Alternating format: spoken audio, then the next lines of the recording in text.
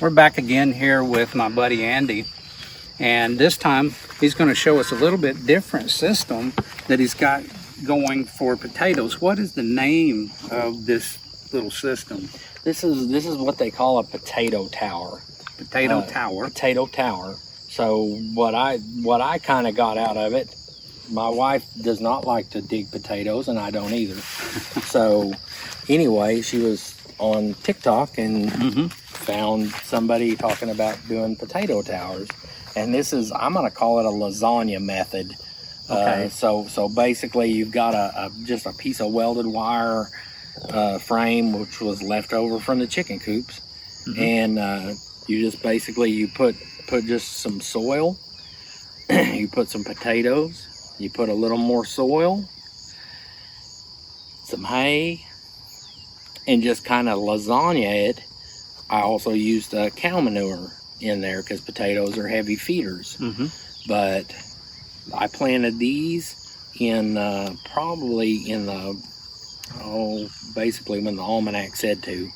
So I don't remember for sure. So you are not only just growing in a system, but you are following what some of the old timers swore by, which is the farmer's almanac. Yes, you and I can't remember, one of the ladies I work with, she says you plant the stuff that fruits below ground when the moon's waning, and then you plant the stuff that fruits when it's waxing, and check it out on the internet, because I'm not sure. I don't want you to give you bad information, but I remember my dad saying don't ever plant anywhere in the stomach, because remember they got the body that they show on there, and they're saying don't ever plant anywhere in the stomach area. And I was like, I don't even understand what that means, but I think there's a lot of wisdom in it. Sure.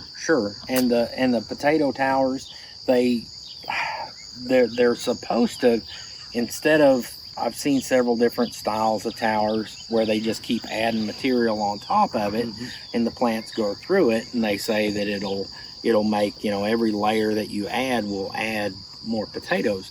Right. But this right here, that's kind of what was done over here. That's what was done in this bucket. Was I've added material to it because I had this bucket that had a hole in the bottom of it, and I couldn't use it as a wicking tub.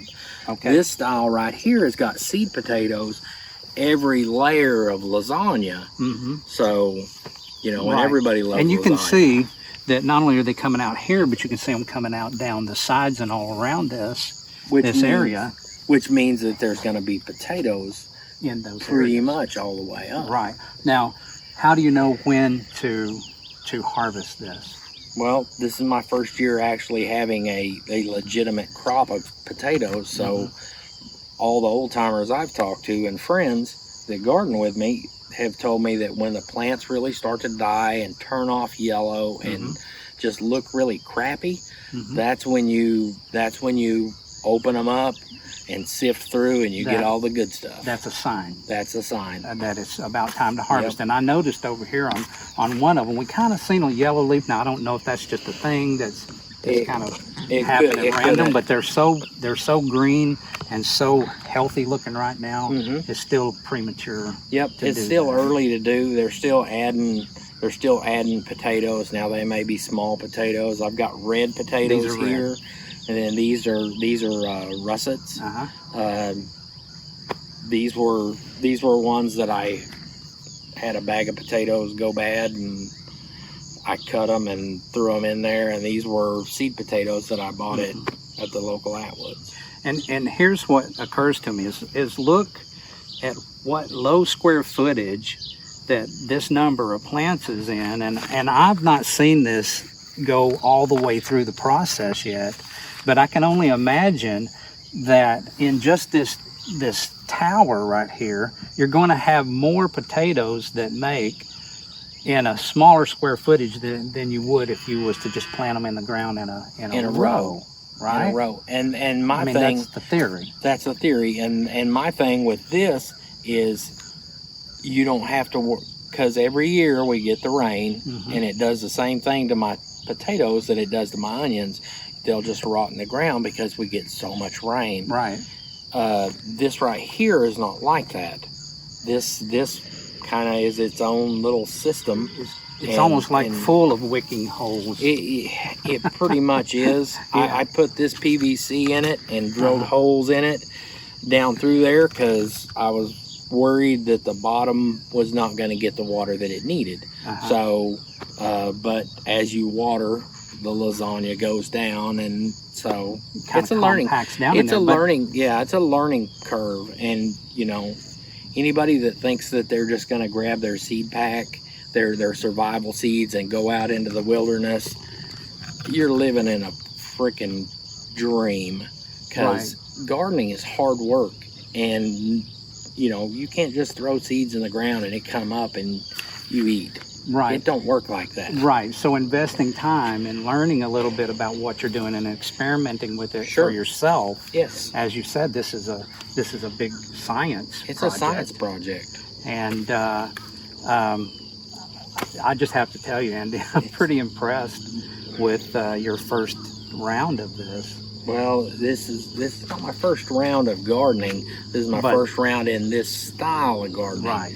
So I have evolved Right. into a different style of gardening. But I mean, the ground definitely has its purpose, for row crops, Sure. and but it's a lot Well, of I mean, work. you couldn't grow corn in this. I don't think so. No, I don't But- know. But this is great for this particular type Sure. of plant. Sure. Now, let me ask you one more question. Why did you choose the type of plants that you did? I generally hear two different reasons. One is I just grow what grows well in my zone. The other one is that I just grow what I like to eat. That's kind of both. So you think That's both kind of them, both. Yeah. Which is really important, and I mean that's part of the consideration whenever you're going to grow something. First of all, what do you like to eat? Second of all, what grows well in the area that you're from? And well, Andy, I appreciate you showing that, and I hope you'll let us come back and check out the harvest. And I will definitely give you a holler whenever we get ready to break into these bad boys. all right, And we're gonna can all this stuff. yeah, We're gonna can potatoes, we're gonna can tomatoes, we're gonna eat the hell out of the bell peppers, There and you go. and cucumbers and okra. We're gonna pickle the stuff bleep out of the out of it, okra. huh? Yeah, I mean, because it's, man, there ain't nothing tastes better than just something right out of the garden. right. Probably nothing better for you. There you go. Yeah. Same way. All right, Andy. Again, man, I Yep. appreciate you. Awesome. All right. Until the next time, this is Keith with the Farm to Table show, direct show, and Andy. this is my buddy Andy, Yep. and we'll be back to see him on another episode. Until the next time, prepare for the unexpected and keep it local.